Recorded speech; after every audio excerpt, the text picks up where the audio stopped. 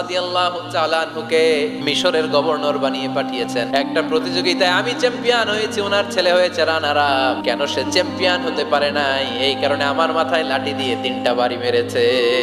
ওমর ফারুক বললেন, তাই আগামী বছরের অমুক তারিখ আমি সব গভর্নরদেরকে ডেকে হিসাব নিতে, ওই দিন তুই থাকবি। ওই দিন 7 রাজ্য থেকে 7 গভর্নর হাজির, গভর্নরদের ছেলেরাও হাজির, মিশরীয় হাজির। 7 গভর্নরের কাছ থেকে 7 এলাকার খোঁজ খবর নেয়ার পরে ওমর ফারুক বললেন, আইনাল মিসরি, মিশরী লোকটা কই, এদিকে আয়। মিশরী সামনে আসার পরে বলল, আমর ইবনুল আস, তুমি মিশরের গভর্নর, তোমার ছেলে সহ তুমি আসো। আমর ইবনুল আস এসে সামনে বসে রইলেন। এবার বললেন, ও আমর ইবনুল আসের ছেলে, তুমি নাকি ইবনুল আকরামিন গভর্নরের ছেলে, তুমি যা বলবা মিশরে নাকি তাই হবে, তোমার নাকি অনেক দাপট। নিজে একটা লাঠি এনে মিশরীর হাতে দিয়ে বলল, এবার তোর মাথায় যতটা মারছে তুই ততটা গুনে গুনে মার, আমি দেখবো। আমর ইবনুল আস দেখবে, আমর ইবনুল আসের ছেলেরে তুই এখানে মার। সে বলতেছে, থাক, আপনি বলছেন এতেই যথেষ্ট, মারা